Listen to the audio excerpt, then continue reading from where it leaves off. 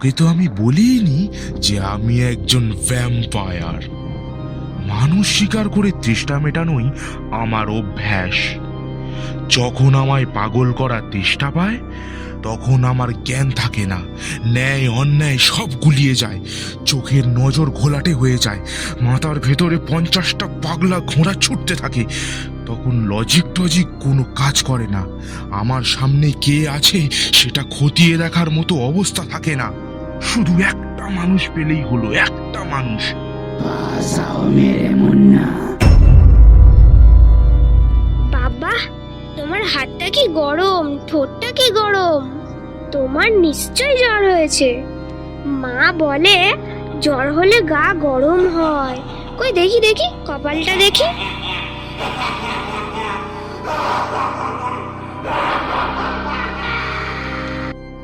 Welcome to our BAS Bengali audio story, আপনার bed time relaxation, যেখানে আপনারা শুনতে পাবেন নিত্য নতুন স্বাদের গল্প।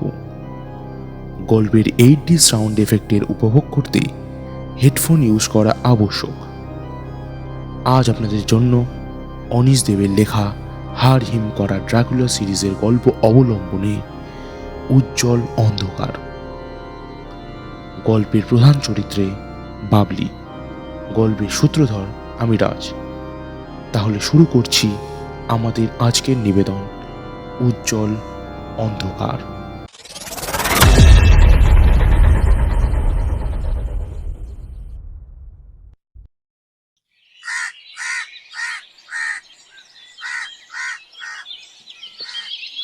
আমি চাইনি ফুটফুটে মেয়েটা আমার কাছে আসুক, কিন্তু ও আবার এলো। প্রথমবার হঠাৎ যখন ও এসে পড়েছিল তখনই ওকে বারণ করে দিয়েছিলাম। বলেছিলাম, এই, এখানে তুমি আর এসো না। কেন আসবো না কেন? না মানে এইরকম একটা ভাঙাচোরা পুরো বাড়ি, এখানে সাপখোপ থাকতে পারে, কাঁকড়া বিছেও থাকতে পারে, মানে বিপদ হতে পারে। কিসের বিপদ? বাচ্চাদের নিয়ে এই এক মুশকিল, খালি প্রশ্ন করে, বুঝতে চায় না। কিন্তু কথাটা কি আমি ঠিক বললাম? মোটেই না, কারণ ওকে আমি বিপদের ধরনগুলো ঠিকঠাকভাবে বুঝিয়ে বলিনি। ওকে তো আমি বলিনি যে আমি একজন ভ্যাম্পায়ার। মানুষ শিকার করে তৃষ্ণা মেটানোই আমার অভ্যাস। যখন আমায় পাগল করার চেষ্টা পায় তখন আমার জ্ঞান থাকে না, ন্যায় অন্যায় সব গুলিয়ে যায়, চোখের নজর ঘোলাটে হয়ে যায়, মাথার ভেতরে 50টা পাগলা ঘোড়া ছুটতে থাকে। তখন লজিক টজিক কোনো কাজ করে না, আমার সামনে কে আছে সেটা খতিয়ে দেখার মতো অবস্থা থাকে না। শুধু একটা মানুষ পেলেই হলো, একটা মানুষ। মেয়েটার নাম বাবলি, ভালো নাম চন্দ্রমালা। ক্লাস 3-তে পড়ে। বাবলি আমাকে ওদের বাড়ির সাতকাহন শুনিয়ে দিয়েছে, ওর নিজের কথা, ওর বাবার কথা, মায়ের কথা এবং দাদার কথা সব। এত বকবক করতে পারে মেয়েটা। ওর প্রশ্নের উত্তরে আমি বললাম, সব বিপদের কথা তুমি এখন বুঝবে না, বড় হলে বুঝবে। কিন্তু সাপ আর কাঁকড়া বিছের ভয়টাও তো মিথ্যে নয়। ওরা সব ভাঙাচোরা ইঁটের পাঁজার ফাঁক করে লুকিয়ে থাকে। তাছাড়া এই বাড়িটার সব জায়গায় আগাছার জঙ্গল গজিয়ে গেছে, তার আড়ালেও তো ওরা থাকতে পারে। তাহলে তো তোমারও বিপদ। না, এই কটকট করে কথা বলা পুতুলটার সঙ্গে আমি পেরে উঠবো না। ও বাবলি, তোমার সঙ্গে আমি তর্কে পারবো না। তারপর ওকে কাছে টেনে নিলাম, আদর করে গাল টিপে সেই গালে একটা চুমু খেলাম। বাবলি বলে উঠল, বাবা, তোমার হাতটা কি গরম, ঠোঁটটা কি গরম? তোমার নিশ্চয় জ্বর হয়েছে। মা বলে জ্বর হলে গা গরম হয়। কই দেখি দেখি, কপালটা দেখি। আমি ওকে বাধা দিয়ে ওঠার আগেই মেয়েটা আমার কপালে হাতটা চেপে ধরল এবং চোখ বড় বড় করে আঁতকে উঠে বলল, ও মা, তোমার তো দেখছি জ্বরে গা পুড়ে যাচ্ছে। আমি এক্ষুনি গিয়ে বাপিকে বলছি ডাক্তার কাকুকে খবর দিতে। আরে না না, ওসব কিছু করতে হবে না, আজ রাতেই জ্বর টর সব সেরে যাবে। আগে তুমি একটু স্থির হয়ে বসো তো। বাপলিকে জোর করে বিছানায় আমার পাশে বসালাম। না, মেয়েটা মিথ্যে বলেনি। পরশু বিকাল থেকেই আমার ধুম জ্বর এসেছে। তখন আমি হাইওয়ে দিয়ে বাসে করে যাচ্ছিলাম। যখন বুঝলাম আর সোজা হয়ে বসে থাকতে পারছি না, তখনই পায়ের কাছ থেকে সুটকেসটা নিয়ে বাস থেকে নেমে পড়েছি। আকাশ মেঘলা, টিপ টিপ করে বৃষ্টি পড়ছে।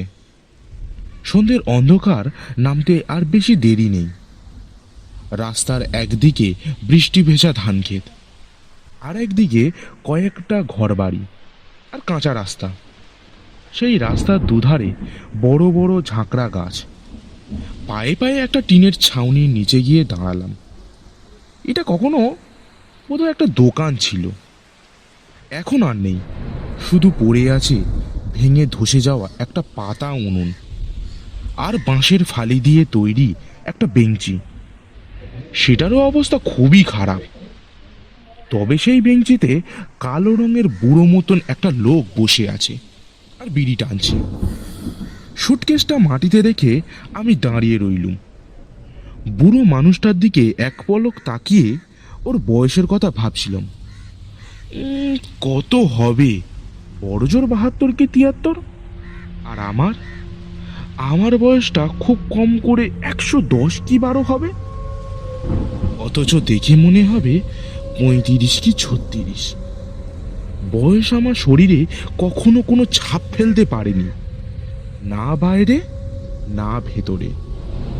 আমি অনেক ভ্যাম্পায়ারকে দেখেছি 500 কি 600 বছর ধরে দিব্যি বেঁচে আছে, কিন্তু আমি জানি সেটা আসলে মরে বেঁচে থাকা। ভ্যাম্পায়ারদের অসুখ বিসুখের একমাত্র চিকিৎসা অপেক্ষা। কারণ মানুষের ওষুধপত্র ভ্যাম্পায়ারদের উপরে কাজ করে না। তাই আমাকে এখন শুধু অপেক্ষা করতে হবে। কখনো একটা নিরিবিলি জায়গায় লুকিয়ে জ্বরটা চলে যাওয়ার জন্য কয়েকদিন ধরে অপেক্ষা করতে হবে। জ্বরে আমার শরীরটা কাঁপছিল, মনে হচ্ছিল এই বুঝি টলে পড়ে যাব। একটা আস্তানা দরকার, এক্ষুনি দরকার। উল্টো দিকে 2-3টে দোকানের চালাঘর, চায়ের দোকান আর পানবিড়ির দোকান। তবে এই একঘেয়ে বৃষ্টিতে সেই রকম লোকজন নেই। আমি বুড়ো লোকটাকে জিজ্ঞাসা করলুম, ও মশাই শুনছেন? এখানে কোনো পুরনো বাড়ি টাড়ি আছে, মানে ভাঙাচোরা, কেউ থাকে না এমন? বুড়োটা অবাক হয়ে আমার দিকে তাকালো। ওর কালো চামড়ায় অসংখ্য ভাঁজ, নিচের ঠোঁটটা ঝুলে পড়েছে, ভেতরের হলদেটে এবড়ো খেবড়ো দাঁত দেখা যাচ্ছে। আমি আর দেরি করলাম না, পকেট থেকে একটা 50 টাকার নোট বের করে ওর দিকে এগিয়ে দিলাম। আসলে আমি কলকাতা সরকারি অফিস থেকে আসছি, archaeological survey of India, heritage বাড়ির খোঁজ করছি। তাই পুরনো ধসে পড়া বাড়ি। আমার মুখে এতগুলো ইংরেজি শব্দ শুনে বুড়োটা মনে হয় বেশ ঘাবড়ে গেল। কাল্পনিক কিছু একটা খাওয়ার ঢঙে মুখ খোলা ও বন্ধ করলো। তারপর বলল, আছে না আবার, খুব আছে। মজুমদার বাড়ি সরকারকে সেই কোন কালে দানপত্র করে গেছে। আমার তখন পোলাপান বয়স, এখন সে বাড়ি মাটি আর ভুসি। পেঁচা আর বাদুড়েরা থাকে, মনুষ্যার লম্বা লম্বা পাউন্ডরাও থাকতে পারে। আচ্ছা বাড়িটা আমাকে দেখিয়ে দিতে পারেন? আবার একটা 50 টাকার নোট বার করতেই সঙ্গে সঙ্গে হলদেটে দাঁত বের করে একগাল হাসি। দুটো 50 টাকার নোটই ওর ধুতির গেজেতে উদাও হয়ে গেল পলকের মধ্যে। এইভাবে টাকা দিয়ে কাজ হাসিল করতে আমার মোটে ভালো লাগে না, কিন্তু কি করব, এমার্জেন্সি। তাছাড়া এই টাকাগুলো তো আর আমার নয়, যারা আমাকে রক্ত দিয়েছে তার বিনিময়ে যাদের আমি মুক্তির স্বাধীনতা দিয়েছি। টাকাগুলো ওদের পকেট থেকেই নেওয়া। মুক্তির পর তো টাকাগুলো ওদের কোনো কাজে লাগতো না, তাই আমি নিয়েছি মুক্তিপণ হিসাবে। গ্রামের কাদা প্যাচপ্যাচে পথ ধরে আমি হেঁটে চললাম। তারপর এক সময় এসে পৌঁছালাম এক নতুন আস্তানায়। পুরোকে বললাম আমি বাড়িটা ইন্সপেকশন করেই চলে যাব, তারপর থেকেই আমি এইখানে। এক জায়গা থেকে আর এক জায়গায় চলে বেড়াই ভবঘুরের মতো। সঙ্গে থাকে একটা সুটকেস। সুটকেসটা বয়ে বেড়াতে আমার একটুও কষ্ট হয় না, কারণ আমাদের শরীরে শক্তি বা ক্ষমতার কোনোটাই মানুষ কল্পনা করতে পারে না। এমনিতে আমরা মানুষের মতো সাধারণ খাবার খেয়ে বেঁচে থাকি বটে, শুধু মাঝে মাঝে যখন তেষ্টা পায় তখনই অমানুষ হয়ে যাই। এরকমটা হয় মাসে 2-3 বার। তবে কখন সেই তেষ্টার ঝোঁকটা আসবে সেটা আগে থেকে বোঝা যায় না। এই ঝোঁকটা এলে আমার গলা শুকিয়ে আসে, বুকের ভেতরটা কাঠ হয়ে যায়, মাথার ভেতরে 50টা পাগলা ঘোড়া দৌড়তে থাকে। সেই তেষ্টা যদি 48 ঘন্টার মধ্যে না মেটে তাহলে সব শেষ, ভ্যাম্পায়ার জীবনের ফুল স্টপ। প্রথম প্রথম এই স্বাভাবিক জীবনটাকে আমি মেনে নিতে পারিনি, কিন্তু তারপর ধীরে ধীরে এই জীবনটাকে যে শুধু মেনে নিয়েছি তা নয়, ভালোবেসেও ফেলেছি।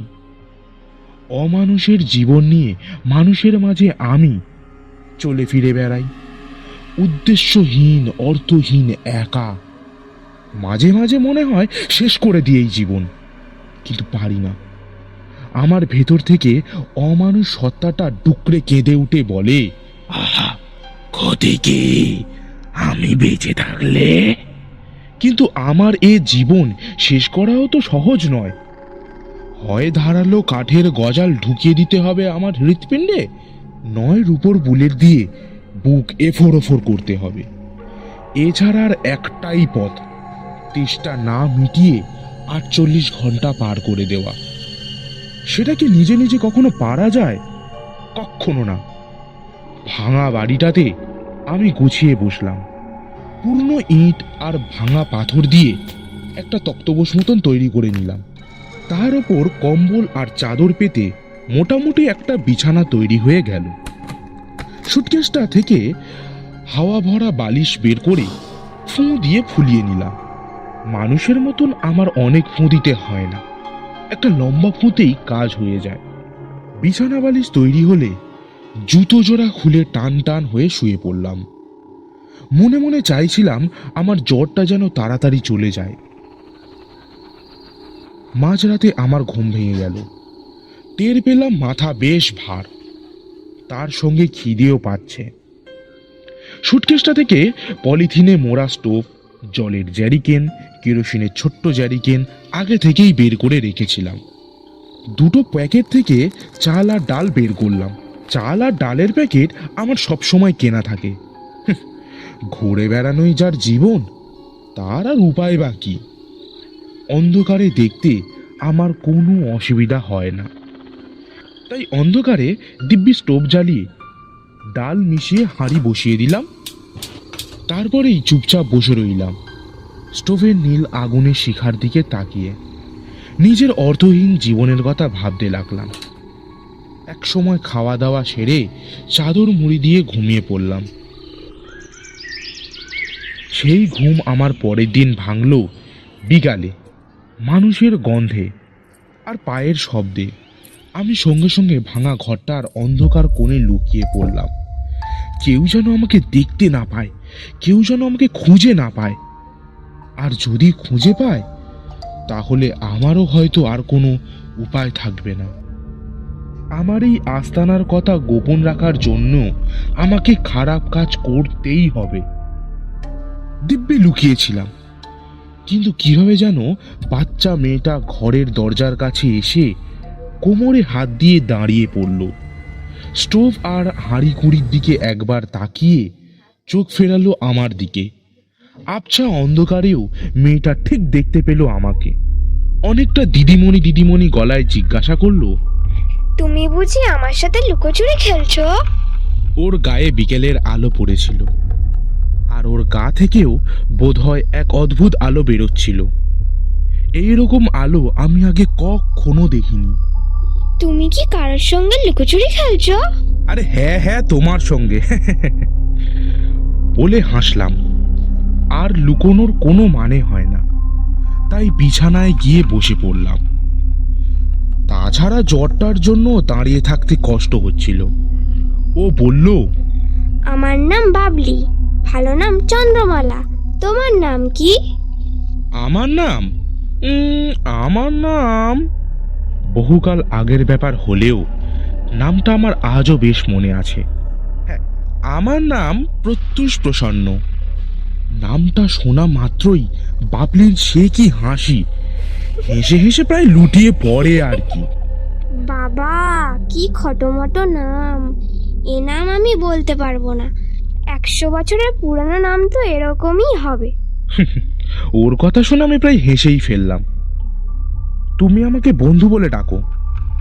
আমি বাবলিকে দেখছিলাম আর ভাবছিলাম, ওহ, কতদিন পরে আমি অন্তর থেকে হাসলাম। মেয়েটার বয়স 8 কি 9 বছর, চোখ দুটো টানা টানা, ফর্সা, ফুটফুটে, গায়ে একটা গোলাপি ফ্রক, পায়ে নীল রঙের হাওয়াই চটি। বাবলির চুল দুপাশে দুটো হর্স টেইল করে বাঁধা, তাতে লাল রঙের ফুল বসানো হেয়ার ব্যান্ড। ওকে মুগ্ধ হয়ে দেখছিলাম আর আমার ছোটবেলাকার কথা মনে পড়ে যাচ্ছিল। তুমি এখানে কি করছিলে বললে না তো? আমার শরীর খারাপ তো, তাই এখানে নিলিবিলিতে বিশ্রাম নিচ্ছি। কিন্তু তুমি এখানে কেন এলে? আমি তো রোজ বিকেলে বন্ধুদের সঙ্গে এখানে লুকোচুরি খেলতে আসি। বাইরে দিয়ে যাওয়ার সময় মনে হলো যেন ভেতর থেকে একটা আওয়াজ পেলাম। তাই ভাবলাম দেখি তো ভিতরে পাপ্পু, বিনি, মনিরা কেউ আছে নাকি। তারপর ঢুকেই অমনি আমাকে দেখতে পেয়ে গেলে। বাবলির কথার খেই ধরে আমি বললাম, আর সেই সঙ্গে নতুন একজন বন্ধুও পেয়ে গেলে। মেয়েটা আরো অনেক কথা বলতে লাগলো। ওর কথা স্রোত যেন থামতেই চায় না। আমি ভয় পাচ্ছিলাম ওর দাদা কিংবা মা বাবা ওকে খুঁজতে খুঁজতে আবার এখানে চলে আসে। বাবলি আমার এক পাশে এসে বসলো। আমি ওর মাথায় হাত বুলিয়ে দিয়ে বললাম, বাবা, যাও লক্ষ্মী মেয়ে আমার, যাও যাও, তোমার দেরি হয়ে যাবে, যাও যাও মা যাও। কি ভেবে ও উঠে দাঁড়ালো। আমিও ওর সঙ্গে উঠে দাঁড়ালুম। ঘুম থেকে উঠেই দেখছি মেঘ কেটে গেছে। আকাশের নীল রং, ভাঙাচোরা বাড়ির ফাঁক ফোঁকর দিয়ে কয়েকটা গাছ চোখে পড়ছিল। সেখান থেকেই বোধহয় পাখির ডাক ভেসে আসছে। বাপলিকে বললাম, আমার কথা কাউকে বলো না কিন্তু। কেন বলবো না কেন? আমার তো ভীষণ জ্বর। এই জ্বরের মধ্যে লোকজন আমাকে দেখতে এলে আমার খুব কষ্ট হবে। তুমি কি তা চাও বলো? না, চাই না। আমি কাউকে তোমার কথা বলবো না। বাহ, এই তো গুড গার্ল, খুব ভালো মেয়ে তুমি। আসি বন্ধু, আবার আসবো। বলে ও চলে গেল। কিন্তু কি আশ্চর্য, ও আমার মনের মধ্যে থেকে গেল। ওকে আমি এখানে আসতে বারণ করেছি, কিন্তু ওর সঙ্গে দেখা আর হবে না এই ভেবে আমার মনটা খারাপ হয়ে গেল। বিছানায় গিয়ে চাদর মুড়ি দিয়ে শুয়ে পড়লাম। টের পাচ্ছিলাম আমার জ্বরটা ক্রমশ বাড়ছে। ঘুম যখন ভাঙল তখন বেশ রাত। ঘরের ভাঙা জানলা দিয়ে পাশের একটা হলঘর দেখা যাচ্ছে। সেই হলঘরের ফাঁকা ছাদের ফাঁক দিয়ে উঁকি দিচ্ছে এক টুকরো আকাশ। হাত ঘড়ির দিকে তাকালাম, রাত প্রায় 1টা। বেশ খিদে পাচ্ছিল, তাই কোনো রকমে উঠে রান্না বান্না শুরু করলাম। খাওয়া দাওয়ার পর কি খেয়াল হতে সুটকেসটা খুললাম। জামা কাপড়ের নিচে একটা ফোলিও ব্যাগ ছিল, সেটা বার করে তার ভেতর থেকে জরাজীর্ণ বাদামি খামটা বের করে নিলাম। সেই খামের ভেতর থেকে বেরোলো একটা বিবর্ণ ফটোগ্রাফ। সময়ের রসায়নে সাদা কালো ছবিটা সিপিয়া রঙের হয়ে গেছে, কিন্তু আমি ছোটবেলার সেই আমিটাকে বেশ চিনতে পারছি। বাবার সঙ্গে ময়দানে বেড়াতে গিয়েছিলাম, তখন এক সাহেব ফটোগ্রাফার আমার এই ছবিটা তুলে দিয়েছিল। কিন্তু এই ঝাপসা ছবিতেও বোঝা যাচ্ছে আমি কিরকম ফুটফুটে ছিলাম, বাপলির মতো। এখন যদি ও আমায় দেখতো তাহলে নিশ্চয়ই ভয় পেয়ে যেত। ভাবতো এত অন্ধকারের মধ্যে আমি কেমন করে ফটোটা দেখতে পাচ্ছি। মনের মধ্যে একটা আবেগ তৈরি হচ্ছিল, যার নাম বা পরিচয় আমি জানি না। এইরকম একটা আবেগ যে আমার মনের মধ্যে সেটা আমি কখনো বুঝতেই পারিনি। ভাবতে ভাবতে মনে পড়ে যাচ্ছিল সেই ভয়ঙ্কর রাতটার কথা। বাবা মায়ের সঙ্গে গাজনের মেলা দেখতে গিয়ে আমি হারিয়ে গিয়েছিলাম। তখন সন্ধে হয়ে এসেছিল। একটা লোক আমাকে মেলার ভিড়ের মধ্যে হাত ধরে হিড় হিড় করে টানতে টানতে কোথায় যেন নিয়ে চলল। সারা গা থেকে বিড়ি আর গাঁজার গন্ধ বেরোচ্ছিল। লোকটার গায়ে যেন অসম্ভব জোর, সেটা ভালো মতোই টের পেয়েছিলাম। ও এমনভাবে আমার হাতের ডানা খামচে ধরেছিল যেন হাতটা কন কন করছিল।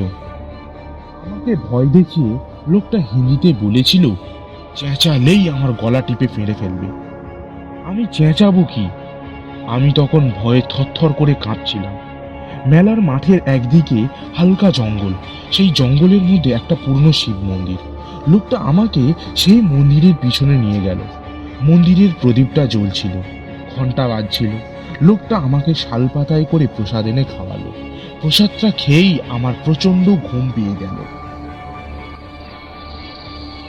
ঘুম ভাঙতেই নাকে এলো গাঁজা আর বিড়ির উৎকট গন্ধ। চারপাশে তাকিয়ে দেখি সব অন্ধকার, শুধু দুটো সবুজ চোখ জল জল করে চেয়ে আছে আমার দিকে।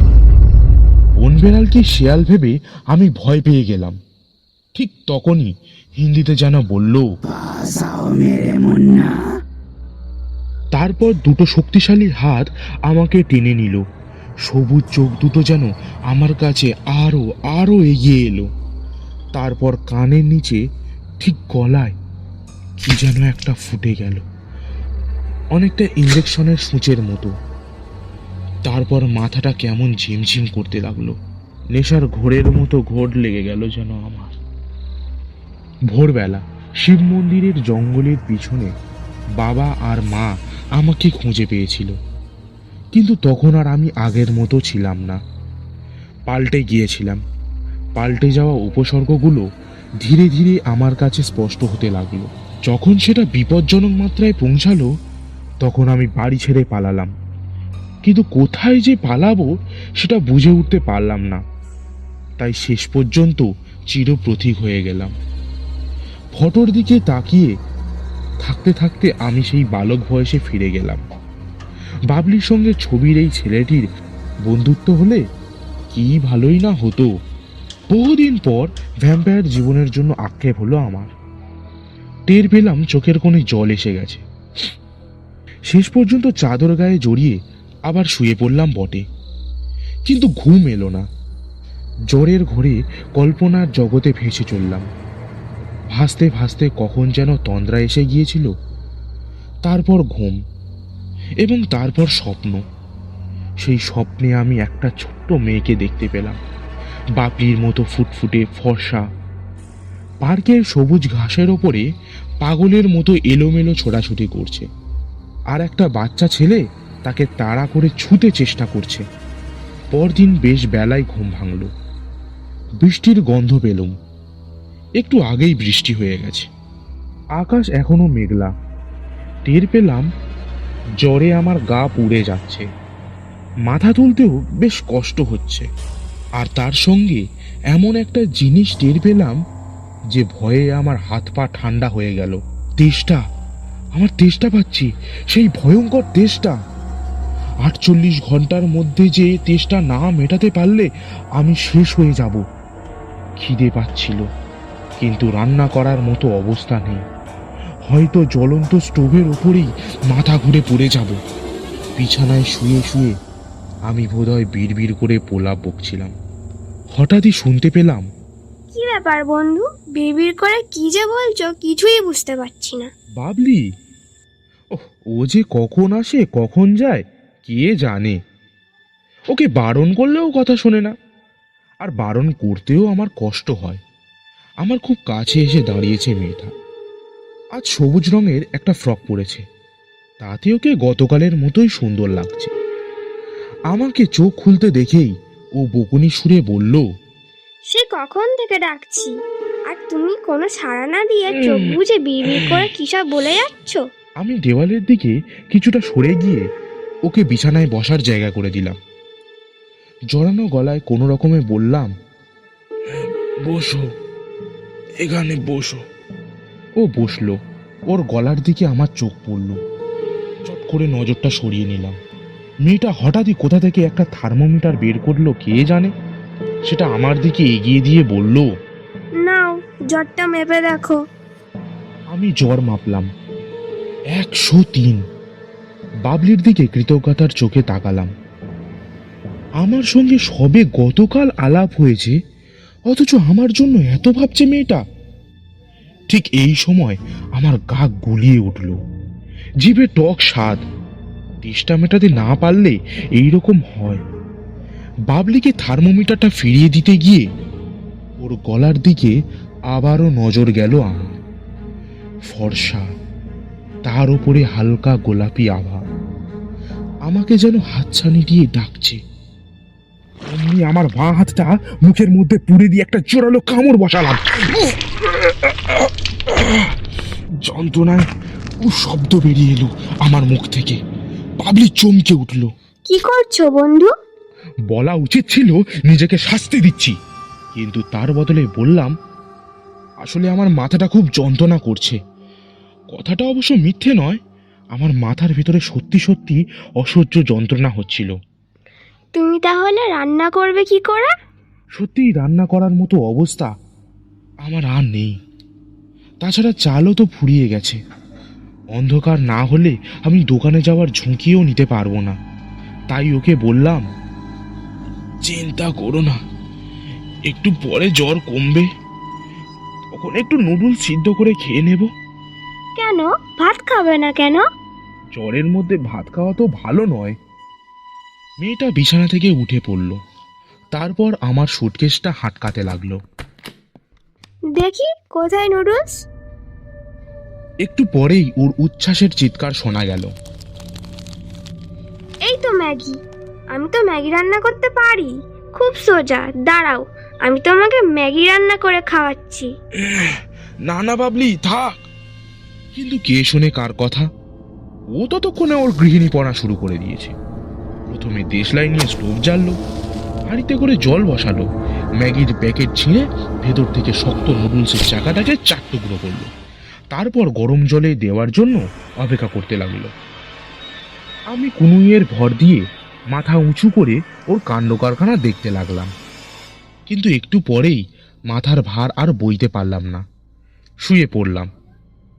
চোখ মুখ কপাল সব জ্বালা করছিল। হঠাৎই শুনি বাবলি আমাকে আবার ডাকছে। বন্ধু, ও বন্ধু, উঠে বসো। কোনো রকমে চোখ খুললাম। ও আমাকে উঠে বসতে বলছে, ম্যাগি খেতে হবে।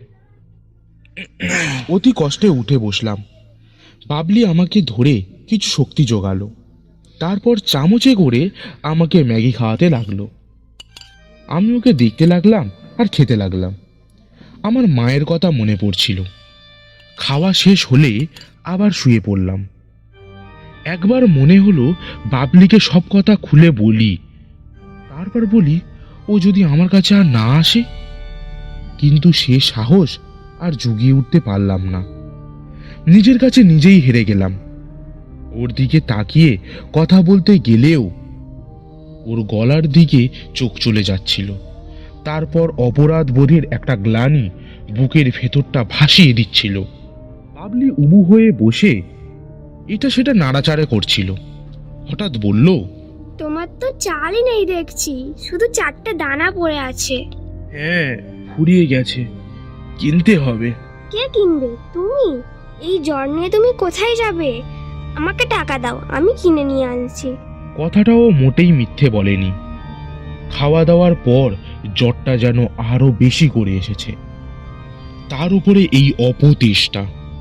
পাগলের মতো গলা খুঁজছি আমি, একটা সুন্দর নরম গলা, যে গলা থেকে প্রাণ শক্তি বয়ে আসবে আমার শরীরে। ছাতি ফাটা তেষ্টায় আমি মাথা এপার থেকে ওপার করতে লাগলাম। আর বাবলি ভাবলো জ্বরে আমার অসহ্য কষ্ট হচ্ছে। বালিশের নিচ থেকে টাকা বের করে ওকে দিলাম। চড়ানো গলায় বললাম, আজ আর চাল লাগবে না, কাল হলেও চলবে। টাকাটা নিয়ে বাবলি আমার ওপরে ঝুঁকে পড়ল, কপালে হাত বুলিয়ে দিতে লাগলো, আর বারবার করে বলতে লাগলো, উফ, তোমার গা তো কি গরম, এক্ষুনি ডাক্তার দেখানো দরকার। আমার নাকে অদ্ভুত সব গন্ধ আসছিল। বৃষ্টি ভেজা গাছপালার গন্ধ, ভেজা ইটের গন্ধ, আর রাবিশের গন্ধ, আর সবকিছু ছাপিয়ে বাবলির গন্ধ। আমার কপালেও ঠান্ডা হাত আমাকে আরাম দিচ্ছিল, আর একই সঙ্গে তেষ্টার কুমিরটা আমাকে বারবার হিংস্র কামড় বসাচ্ছিল হঠাৎই। কিন্তু হঠাৎই বাবলি, বাবলি, কোথায় তুমি? বলে কে যেন ডেকে উঠল। একজন পুরুষের গলা। আমি চমকে উঠলাম, ভয় পেলাম। লোকটা ডাকতে ডাকতে ভেতরে ঢুকে আসবে না তো? বাবলি চাপা গলায় বলল। বাবা, তারপর থার্মোমিটারটা ছো মেরে বিছানা থেকে তুলে নিয়ে ছুট লাগালো। যেতে যেতেই মুখ ফিরিয়ে বলল, কাল আসবো বন্ধু। আমি জ্বর আর তেষ্টায় ইটের বিছানার উপর উথাল পাথাল হয়ে ছটফট করতে লাগলাম। আর মনে মনে একান্তভাবে চাইলাম আজ অন্তত একজন অজানা লোক পথ ভুল করে ঢুকে পড়ুক এই পুরো বাড়িতে, এক্ষুনি, এই মুহূর্তে। কিন্তু কেউ এলো না। আমি টের পাচ্ছিলাম আমার অমানসিক প্রাণশক্তি অল্প অল্প করে চুইয়ে চুইয়ে বেরিয়ে যাচ্ছে। কাল বাবলির সঙ্গে আমার দেখা হবে তো? মনে হলো জ্বরটা আরো শক্ত হাতে আমাকে জড়িয়ে ধরছে। ভয় হলো ইটের ওপারে পাতা চাদর আর কম্বল আমার শরীরের আঁচে পুড়ে না যায়। ধীরে ধীরে অন্ধকার নেমে এলো। না, কেউ এলো না। আর তো আসার কোনো প্রশ্নই নেই। কাল দিনের বেলা যদি আসে, মানুষের মতো আমাদেরও তো একটু ঘুমের প্রয়োজন। কিন্তু একটুও ঘুম আসছিল না। বুঝতেই পারছিলাম আমার হাত পাগুলো ধীরে ধীরে বেঁকে যাচ্ছে, শ্বাস নিতে কষ্ট হচ্ছে, মুখের ভেতরের জিহ্বা কম্বলের টুকরো হয়ে এসেছে, আর তার সঙ্গে গা গুলোচ্ছে। সেই অবস্থাতেই রাত কেটে গেল। আমি হাঁ করে বড় বড় নিঃশ্বাস নিচ্ছিলাম। মনে হলো আমার এই জ্বরটা আর কোনোদিন সারবে না। আমি শেষের খুব কাছে এসে গিয়েছি। তার সত্ত্বেও আমি বাঁচতে চাইছিলাম। পুরো বাড়িটার ভেতরে হাঁটা চলা করতে লাগলাম। পা দুটো বেঁকে যাওয়ায় হাঁটতে বেশ কষ্ট হচ্ছিল। একটা পা বাঁশের চাকায় থেঁতলে যাওয়া কুকুরের মতো পা টেনে টেনে হাঁটছিলাম। বাড়ির পাঁচিলের আড়াল থেকে দেখছিলাম কোনো মানুষ অন্তত বাথরুমের জন্য বাড়িটার বাইরে ঠোকে কিনা। উফ, আর পারছি না। একজন মানুষ দরকার, একজন অচেনা মানুষ। তেষ্টায় আমার জিভ পর্যন্ত ছটফট করছে। একবার বাইরে বেরোচ্ছে তো একবারে ভেতরে ঢুকছে সাপের মতো। কিন্তু মানুষ কই? মানুষ? বাড়ির ভেতরে কার্নিশের খাঁচে অনেকগুলো পায়রার বাসা। সাপ, ইঁদুর এইসব আমার চোখে পড়েছে বটে, কিন্তু এগুলো তো কোনো কাজেরই না। আগে একবার এইরকম বিপদে পড়ে তেষ্টার সংকটে আমি একটাও মানুষ জোগাড় করতে পারছিলাম না। তখন মরিয়া হয়ে একটা সাপকে ধরেই কামড় বসিয়েছিলাম, কিন্তু তারপরেই আমার বমি হয়ে গিয়েছিল। কিন্তু পায়রা তো আমি আগে কখনো পরীক্ষা করে দেখিনি। আমি টিকটিকির ক্ষিপ্রতায় দেওয়ালে বেগে উঠতে পারি, কিন্তু এখন সেই সব শক্তি যেন কেউ শুষে নিয়েছে। তবু কোনো রকমে উঠে গেলাম, পৌঁছে গেলাম কার্নিশের কাছে। আমার হাতটা একটা পায়রার দিকে ছোবল মারলো, তারপরেই ওর বকম বকম শেষ। পালক সরিয়ে আমার তেষ্টা পাগল দাঁত কামড় বসালো ওর গলায়। না, তেতো লাগছে, বিশ্রী স্বাদ। আমার বাঁচার অমৃত শরীরে নেই। পায়রাটার দেহ ছুঁড়ে ফেলে দিলাম। দেওয়াল দিয়ে বেয়ে আবার নেমে এলাম। রুমাল দিয়ে মুখ মুছে একটু জল খেয়ে নিলাম। আর ঠিক তখনই মানুষের গন্ধ পেলাম, তার সঙ্গে শব্দ। দেওয়ালের আড়াল থেকে দেখি একটা লোক বাড়ির এলাকায় ঢুকছে। পরনে পায়জামা আর ডুরে শার্ট, কালো চিমড়ে চেহারা। সে যতই রোগাটে চেহারা হোক না কেন, তাতে আমার কাজ চলে যাবে। আমার জিভ আবার লগলগ করে উঠল। জ্বরে পুড়ে যাওয়া শরীর আরো তেতে উঠল। আমি আড়াল থেকে লোকটার দিকে নজর রাখলাম। বক যেমন হরিণের ওপর নজর রাখে, লোকটা একটা আগাছার ঝোপের দিকে তাক করে দাঁড়ালো। তারপর পায়জামার দড়িটা বুঝলাম ছোট বাইরে কেস, সুতরাং আমি আড়ালে আড়ালে যতটা পারা যায় লোকটার কাছাকাছি চলে এলাম। একটা বড় থামের আড়ালে দাঁড়িয়ে ওর কাজ শেষ হওয়ার জন্য অপেক্ষা করতে লাগলাম। কিন্তু আমার গা পুড়ছিল, মাথা টলছিল, বড় বড় হাঁ করে বাতাস টানতে হচ্ছিল। চোখে মনে হলো যেন ঝাপসা দেখছি। আকাশ মেঘলা, একটু আগেও টিপ টিপ করে বৃষ্টি পড়ছিল। এখন বৃষ্টি নেই, তবে চারপাশ ভেজা। গাছের পাতা বাতাসে অল্প অল্প নড়ছে, আর যেন কাক আর শালিকের ডাক শুনতে পাচ্ছি। লোকটার কাজ শেষ, পায়জামার দড়ি বাঁধছে। এইবার ও কি দূরে ভেজা রাস্তার ধরে কে যেন ছুটতে ছুটতে আসছে ওই বাড়ির দিকে। কে? ভাবলি ওর হাতে ঝোলানো একটা পলি ব্যাগ। আমি তাড়াতাড়ি বাড়ির ভেতরের দিকে হাঁটা দিলাম। পেছন দিকে তাকিয়ে দেখি লোকটা বাড়ির চৌহদ্দি ছেড়ে বেরিয়ে যাচ্ছে। না, আর কোনো আশা নেই। পলকে আমার গলা শুকিয়ে কাঠ, শরীরের ভেতরে শর্ট সার্কিট হয়ে গেল। হুমড়ি খেয়ে পড়ে গেলাম মেঝেতে। বাড়িটার মেঝে ভাঙাচোরা, উঁচু নিচু, বটিক প্রিন্টের মতো ফাটল দিয়ে গাছগাছড়ার চারা বেরিয়ে এসেছে। কোনো কোনো জায়গায় কংক্রিট উধাও হয়ে মাটি বেরিয়ে পড়েছে। রাবিশের টুকরো নানান জায়গায় ছড়ানো। উপর হয়ে পড়েছিলাম কিছুক্ষণ, তাই আগাছার গন্ধ, মাটির গন্ধ, রাবিশের গন্ধ নাকে এলো। আমার হাত পা থরথর করে কাঁপছিল। কম্বলের জিভটা লাঠির বাড়ি খাওয়া সাপের মতো ছটপট করছিল। কান দিয়ে যেন আগুনের হলকা বেরিয়েছিল। আমি শরীরের সমস্ত শক্তি জড়ো করে বুকে হেঁটে হেঁটে আমার ঘরের দিকে, বিছানার দিকে এগোলাম। বারবার মনে হতে লাগলো খুব জোর বেঁচে গেছি। আর একটু হলেই চন্দ্রমালার কাছে আমার আসল চেহারা ফাঁস হয়ে যেত। আমি যখন হামাগুড়ি দিয়ে আমার ঘরের ভেতরে ঢুকছি, তখনই বাবলির চাপা গলায় ডাক শুনতে পেলাম। আমি কোনো রকমে উঠে বসলাম। ঝাপসা চোখে দেখলাম আমার সামনে দাঁড়িয়ে আছে বাবলি। ও বলতে শুরু করলো, এই যে বন্ধু, তোমার চাল নিয়ে এসছি। কিন্তু আমার অবস্থা দেখেই ওর হাত থেকে পলি ব্যাগটা খসে পড়ল। ও ছুটতে চলে এলো আমার পাশে, হাঁটু গেড়ে বসে পড়ল, চোখ বড় বড় করে বলল, এ কি হয়েছে তোমার? আমি হাঁপাচ্ছিলাম। বুঝতে পারছিলাম আমার চেহারা নিশ্চয়ই খুব বিভৎস দেখাচ্ছে। তবু মেয়েটা আমার কাছে ছুটে এসেছে, আমাকে ভয় পায়নি। বন্ধু বন্ধু কাঁদো কাঁদো গলায় ডুকরে উঠল মেয়েটা, আমাকে দুহাত জড়িয়ে ধরল। আমিও কাঁপা কাঁপা হাতে বন্ধুকে জাপটে ধরলাম। আমার ভেতরে একটার পর একটা বিস্ফোরণ ঘটে গেল। বাবলি কত নরম, কোমল, নমনীয়, প্রাণ শক্তিতে টইটুম্বুর। এক কথায় বলতে গেলে আমার জীবন। অথচ বাবলি আমার কপালে আর মাথায় হাত বুলিয়ে দিতে দিতে বলল, সর্বনাশ, তোমার তো দেখছি জ্বরে গা পুড়ে যাচ্ছে। তোমার জন্য 2টো জ্বরের ট্যাবলেট কিনে এনেছি, এক্ষুনি একটা খেয়ে নাও, দেখবে একদম জ্বর সেরে যাবে। ওষুধ দোকান থেকে বলেছে। ও তাড়াতাড়ি মেঝেতে পড়ে থাকা পলি ব্যাগটার কাছে ছুটে গেল। ব্যস্ত হাতে ব্যাগের ভেতরটা হাতড়াতে লাগলো।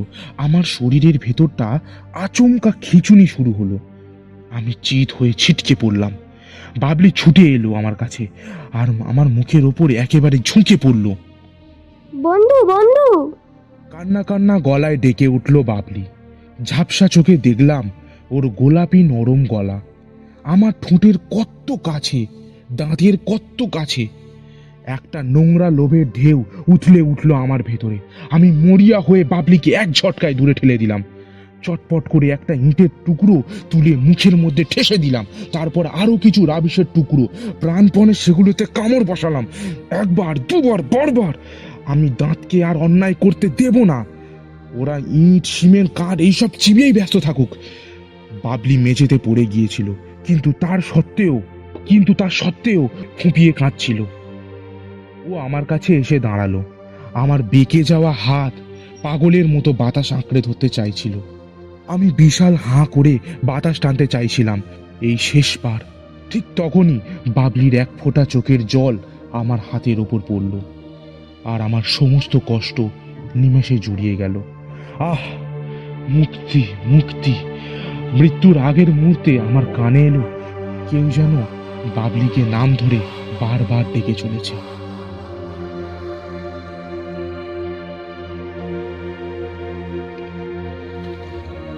শেষ হলো আজকের BAS অর্থাৎ বেঙ্গলি অডিও স্টোরি, আপনার বেড টাইম রিল্যাক্সেশন। পরবর্তী অমাবস্যায় ঠিক রাত 9টায় আমরা আবারও হাজির হব কোনো এক হাড় হিম করা রোমাঞ্চকর গল্প নিয়ে। শুনতে ভুলবেন না।